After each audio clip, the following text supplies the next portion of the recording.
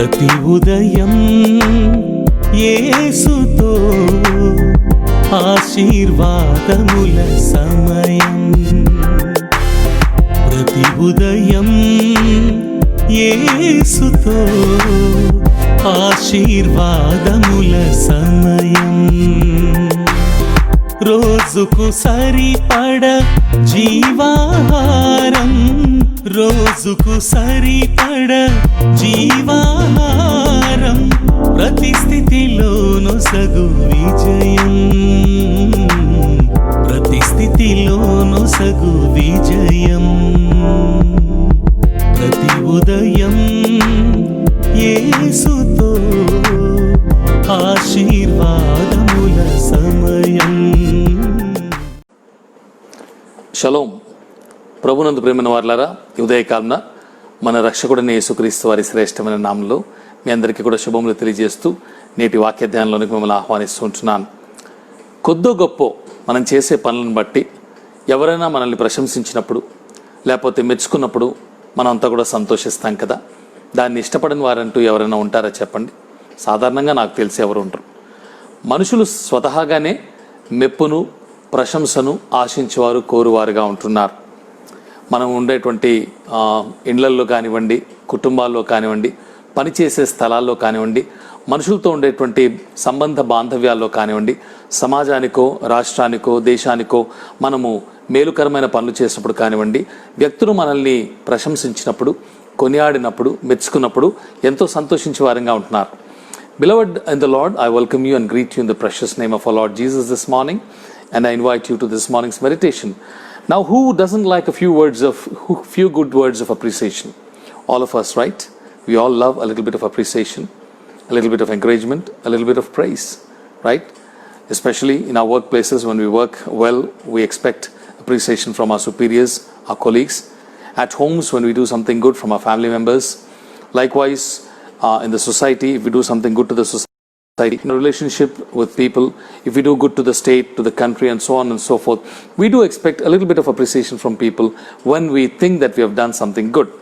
ప్రియులారా, అయితే ప్రశంసించడం వేరు, ప్రశంసించడం వేరు, పొగడ్డం వేరు.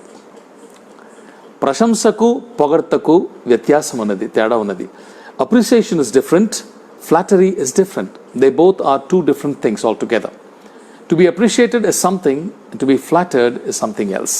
ప్రియులారా, బైబిల్ మనుష్యుల మెప్పు చాలా ప్రమాదకరమైనదిగా పరిగణిస్తుంది. మనుషులు మెచ్చుకుంటే బైబిల్ దాన్ని మంచిది కాదు అని అభివర్ణిస్తోంది. ఉదాహరణకు యోహాను సువార్తలో 12వ అధ్యాయంలో 43వ వచనం మనం చూసినట్లయితే, వారు దేవుని మెప్పు కంటే మనుషుల మెప్పును ఎక్కువగా అపేక్షించిరి లేక ప్రేమించిరి అన్న మాట చూస్తాం.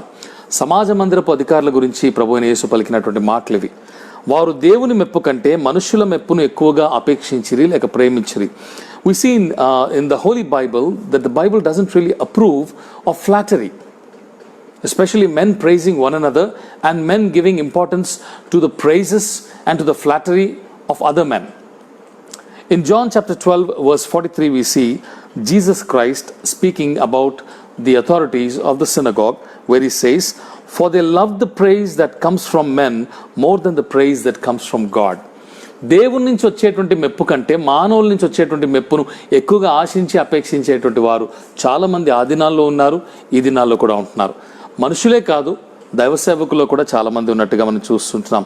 Flattery destroys a person's integrity and character. మెప్పు లేకపోతే పొగడ్త ఒక మనిషి యొక్క యథార్థతను, అతని యొక్క స్వభావాన్ని, లేకపోతే తన యొక్క క్యారెక్టర్ని అది పాడు చేసేదిగా ఉంటుందన్న సత్యాన్ని మనం గుర్తుపెట్టుకోవాలి. ప్రభునందు ప్రియమైన వారలారా, లూకా సువార్తలో 6వ అధ్యాయంలో 23వ వచనంలో అక్కడ రాయబడిన మాట మనం చూసినప్పుడు, లూకా 6:26లో ప్రభు మరొక మాట అంటాడు, మనుషులందరూ మిమ్మల్ని కొనియాడినప్పుడు మీకు శ్రమ అంటాడు. మనుషులు మనల్ని కొనియాడినప్పుడు, పొగడినప్పుడు, ఓహో అని చెప్పి బాగా మెచ్చుకున్నప్పుడు అది మనకు శ్రమ అంటున్నాడు. మనుషులు మనల్ని మెచ్చుకోవడం దేవునికి ఇష్టం లేదా? అది కాదు. అక్కడ దేవుని ఉద్దేశం వేరేగా ఉన్నది. In Luke chapter 6 verse 26 we see, woe to you when all men speak well of you. Why is that so? Doesn't God like people appreciating us? He definitely likes people to appreciate us. In fact, even God loves to appreciate us when we do something good. And that's what the Bible teaches us. But God doesn't approve of flattery because He knows where it leads to and where it comes from. పొగడ్త అనేది ఎక్కడి నుంచి పుట్టి ఎక్కడి నుంచి ప్రారంభమై ఎక్కడ అంతమవుతుందో దేవునికి తెలుసు గనక మనుషులు మిమ్మల్ని కొనియాడినప్పుడు పొగిడినప్పుడు మీకు శ్రమ అంటాడు. కాబట్టి జాగ్రత్తగా ఉండాలి ప్రభువునందు ప్రేమైనటువంటి వాళ్ళ. చాలా మంది వ్యక్తులు పొగిడించుకోవడానికి ఇష్టపడుతుంటారు. కొందరు పొగిడినప్పుడు ముఖస్తుతి చేసినప్పుడు ఓహో చాలా సంతోషపడతారు. మునగ చెట్టు ఎక్కిచ్చేసినప్పుడు చాలా సంతోషపడిపోతారు. అయితే మునగ చెట్టు ఎక్కినటువంటి వాడు ఖచ్చితంగా దబేల్న కిందికి పడతాడన్న సత్యాన్ని గుర్తుపెట్టుకోవాలి. People make you climb a tree with flattery. And when you climb a tree with flattery, you are bound to fall down and get injured in the process. That's exactly what the Bible is trying to teach us this morning. Personally, I hate flattery. వ్యక్తిగతంగా నాకు పొగడతలంటే అస్సలు గిట్టం. నా సంఘంలో కూడా నేను నేర్పించేది అదే. నా సంఘస్థులందరికీ కూడా, చూస్తున్నటువంటి సంఘ బిడ్డలందరికీ కూడా ఈ సత్యం తెలుసు. దేవుని సేవకుడు ప్రేమించబడాలి కానీ పొగడబడకూడదు. దేవుని సేవకుడు గౌరవించబడాలి కానీ సన్మానించబడకూడదు. అందుకే నాకు పొగడతలన్నా సన్మానాలన్నా అస్సలు గిట్టవు. ఎందుకంటే అది వాక్య విరుద్ధం. అదొక మనిషిని పతనానికి తీసుకెళ్ళిపోతుంది. నాకు తెలిసినటువంటి చాలామంది గొప్ప గొప్ప సేవకులు పొగడతల్ని బట్టి సన్మానాలని బట్టి వారు అతిశయానికి గురైపోయి పతనం పాలైపోయారు, పతనమైపోయారు. మంచి మంచి సేవకులు భ్రష్టు పట్టిపోయారు. కాబట్టి పొగడ్త అనేది దేవుని దృష్టికి అంగీకారము కాదు అన్న సత్యాన్ని ఉదయకాలం నేను మీకు తెలియజేస్తున్నాను ప్రియమైనటువంటి వాళ్ళారా. చూడండి, అపోస్తుల కార్యాల్లో 10వ అధ్యాయంలో 25-26 వచనాల్లో పేతురు కొర్నేలి ఇంటికి వచ్చినప్పుడు కొర్నేలి పేతురు యొక్క పాదాల దగ్గర సాగిల పడతాడు. అప్పుడు పేతురు లేచి నిల్చో, నేను కూడా నీ వంటి నరుడినే అంటాడు. చూడండి పేతురు యొక్క సాత్వికత తన ప్రభు దగ్గర నుంచి నేర్చుకున్నాడు. అలాగే అపోస్తుల కార్యాల్లో 14వ అధ్యాయంలో పౌలు బర్నబాలు లుస్త్రలో వెళ్ళి ఒక పాదము సరిగా లేనటువంటి వాడిని పౌలు స్వస్థపరిచినప్పుడు అక్కడ ఉన్నటువంటి లోకనీయ వారందరూ కూడా లోకనీయ భాషలో దేవదూతలు మన మధ్యకు, దేవుళ్ళు లేకపోతే దేవతలు మన మధ్యకు నరావతారులుగా మనుషుల వేషం ధరించుకొని మనుషుల రూపంలో వచ్చుంటున్నారని చెప్పి వాళ్ళందరూ కూడా పెద్ద గగ్గోలు పెట్టినప్పుడు అక్కడ ఉన్నటువంటి ద్విపది యొక్క దేవాలయం పూజారిని పిలిపించి పూలదండలు ఎడ్లను తీసుకొచ్చి బలి ఇవ్వబోయినప్పుడు పౌలు బర్నబాలు తమ వస్త్రాలు చిప్పుకొని పౌలు గట్టిగా కేకలేస్తాడు 15వ వచనంలో, అయ్యలారా ఎందుకు మీరు ఇలాగా చేస్తున్నారు, మేము కూడా మీ వంటి స్వభావం కలిగినటువంటి మనుషులమే అంటాడు. In Acts chapter 10 verses 25 and 26 we see when Peter visits Cornelius, Cornelius falls at the feet of Peter and worships him. Peter immediately rebukes him and says, stand up, rise.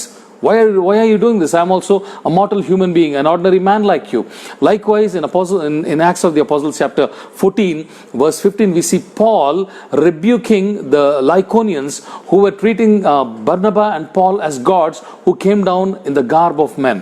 They think when Paul heals a man with a crippled leg, people think that gods have come down in human form to us and they start worshipping them. Then Paul and Barnabas, they tear their clothes, and Barnabas and Paul are very, very upset about it. And Paul cries out in verse 15, men, people, why are you doing this to us? We are also ordinary people like you.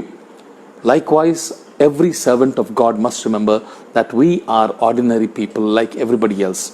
The only difference is that we have been anointed to minister unto the Lord and to serve his people. Therefore we need to be humble and not fall for praise and flattery. కనుక దేవుని సేవకులైనటువంటి వారు పొగడతలకు మెప్పుకు పడిపోకూడదు, కానీ ప్రశంసించబడచ్చు. మంచి పని చేశారని చెప్పి ఒక రెండు చిన్న మాటలు చెప్పచ్చేమో, కానీ పొగడ్తలను మాత్రం ఆశించకూడదు. అది పతనానికి దారితీస్తుందని గుర్తుపెట్టుకోవాలి.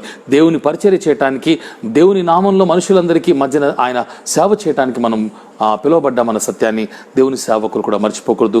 ప్రతి క్రైస్తవుడు కూడా పొగడ్తకు దూరంగా ఉండాలి. ఒకరిని పొగడకూడదు, పొగడ్తను ఆశించకూడదు అనే విషయాన్ని మీకు జ్ఞాపకం చేస్తున్నాను. చూడండి, మనుషులు పొగినప్పుడు సాధారణంగా ఏ ఉద్దేశాలతో పొగుడతారనేటువంటి కొన్ని మాటలు మనం చూసుకొని ముగించుకుందాం. యూదా పత్రికలో 16వ అధ్యాయంలో ఈ విధంగా రాయబడింది, వారు తమ దురాశల చొప్పున నడుచుచు లాభము నిమిత్తము మనుషులను కొనియాడుచు సడుగువారును తమ గతిని గూర్చి నిందించువారునే ఉన్నారు, వారి నోరు డబ్బమైన మాటలు పలుకునంటాడు. In Jude chapter 16 we learn why people actually flatter. What is the reason behind the real flattery? These are grumblers, malcontents, following their own sinful desires. They are loudmouth boasters, showing favoritism to gain advantage, or flattering to gain advantage.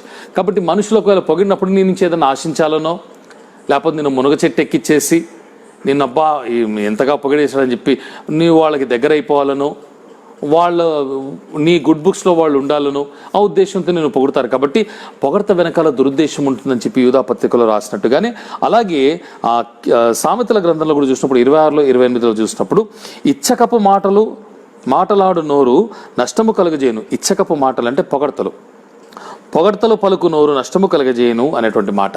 ఇచ్చకపు మాటలాడు నోరు నష్టాన్ని కలగజేస్తుంది. In Proverbs chapter 26 verse 28 we see a flattering mouth works ruin for both the flatterer and the one who's being flattered. Therefore we need to be careful not to entertain flattery or not to flatter others. అలాగే కీర్తనలు 12:2-3లో కూడా చూసినప్పుడు, కీర్తనల గ్రంథము 12వ అధ్యాయము 2-3లో అందరూ ఒకరితోనొకరు అబద్ధములాడుదురు, మోసకరమైన మనస్సు గలవారై ఇచ్చకములాడు పెదవులతో పలుకుదురు. మరలా చెప్తున్నాను, ఇచ్చకములు అంటే పొగడ్డం అనమాట. పొగడేటువంటి పెదవులతో పలుకుదురు. యెహోవా ఇచ్చకములాడు పెదవులన్నిటినీ బింకములాడు నాలుకలన్నిటినీ కోసివేయును అన్న సత్యం గుర్తుపెట్టుకోవాలి. ఒక దినాన మనం దేవుని సన్నిధిలో ఉన్నప్పుడు అటువంటి పెదాలంతా కూడా కోసివేయబడతాయి. ఒరే నువ్వు పొగిడావు కదా, వీడి పెదాలు గోయండ్రా అంటాడు. ఒరే నువ్వు పొగడ్తలు అంగీకరించావు కదా, వీడి చెవులు గోయండ్రా అంటాడు. In Psalms chapter 12 verses 2 and 3 we see, everyone utters lies to his neighbor, with flattering lips and a double heart they speak. May the Lord cut off all the flattering lips and the tongue that makes great boast. God hates flattery. దేవునికి అసహ్యమైనటువంటి కార్యాల్లో పొగడ్త ఒకటి, ఇచ్చకపు మాటలు లేకపోతే పొగడ్డం రెండు సమానమే. బైబిల్లో తెలుగు భాషలో అచ్చ తెలుగులో ఇచ్చకపు మాటలు అన్నాడు, అయితే అంటే పొగడ్డం అని అర్థం. కాబట్టి ప్రేమైనటువంటి దేవుని బిడ్డలారా, మునగ చెట్టు ఎవరిని ఎక్కించకూడదు, మనం ఎక్కకూడదు, అది చాలా ప్రమాదం. We should never climb a tree of flattery, not should we make others climb a tree of flattery by using unnecessary words of great praise. You can appreciate a good work, there is no harm in it, but limited to that. Do not exceed into flattery. ఒక వ్యక్తి చేసేటువంటి మంచి పనిని బట్టి కొద్దిగా ప్రశంసించచ్చేమో కానీ దాన్ని పొగడకూడదు, అది చాలా ప్రమాదము, దేవునికి అంగీకారం కాదు. ఆ విధంగా నడుచుకోవటానికి ప్రభు అయిన దేవుడు మనకు సహాయం చేయనుగాక. ఆమెన్. రండి ప్రార్థన చేసుకుందాం. ప్రేమగల ప్రభు, అదయగల మా తండ్రి, మీకు స్తోత్రాలు నాయన. ఉదయకాలన పొగడ్తల గురించినటువంటి మాటలు మాకు జ్ఞాపకం చేశావు. మనుష్యులు మిమ్మల్ని కొనియాడినప్పుడు అది మీకు శ్రమ అని స్పష్టంగా సెలవిచ్చావు ప్రభు నాయనా. నీ దృష్టికి మనుషుల పొగడ్తలు మంచివి కావు, ఎందుకంటే చాలామంది ఆ పొగడ్తలకు అలవాటు పడినప్పుడు దేవుని పొగడ్త కంటే మనుషుల పొగడ్తని, లేకపోతే దేవుని మెప్పు కంటే మనుషుల మెప్పుల్ని ఎక్కువగా లక్ష్య పెట్టేవారుగా ఉంటున్నారు. మీరు అంటున్నారు నా ప్రభా, పేతురు కూడా అన్నాడు నా ప్రభు అయిన క్రీస్తు అగుపడినప్పుడు మహిమయు మెప్పు ఘనత మీకు కలుగునట్లు శోధన సహించమంటాడు. కనుక మాకు నిజమైన మెప్పు నిజమైన ప్రశంస నీ నుంచి కలుగుతుంది కనుక అది కూడా, ఎందుకంటే ఈ లోకంలో నీ నామం నిమిత్తమై నాయన, నీ రాజ్యం నిమిత్తమై, నీ స్వార్థ నిమిత్తమై మేము శ్రమల పాలైనప్పుడు, మేము హింసలు పొందినప్పుడు దానికి తగినటువంటి ప్రశంస మెప్పు పొగడ్త నీ నుంచి ఒక దినాన మేము పొందుకుంటామన్నాం కనుక నాయన, అంతవరకు నాయన మేము ఇదిగో నాయన ఈ లోకంలో బ్రతికినంత వరకు మనుషుల పొగడ్తలకు దూరంగా ఉండినట్లును, అలాగే మేము ఒకరిని పొగడకుండా మునగ చెట్టు ఎక్కించకుండా జ్ఞానం కలిగినటువంటి వారమై ఇది నీకు అసహ్యమని ఎరిగి దాని నుంచి దూరంగా ఉంటకు మాకు సహాయం చేయమని మా ప్రభువైన యేసు నామములో ప్రార్థన చేసి స్తుతించడిగి పొందినాము తండ్రి. ఆమెన్. దేవుడు మిమ్మల్ని బహుగా దీవించి ఆశీర్వదించుగాక. Have a blessed day. Shalom. ప్రతి ఉదయం యేసుతో ఆశీర్వాదముల సమయం.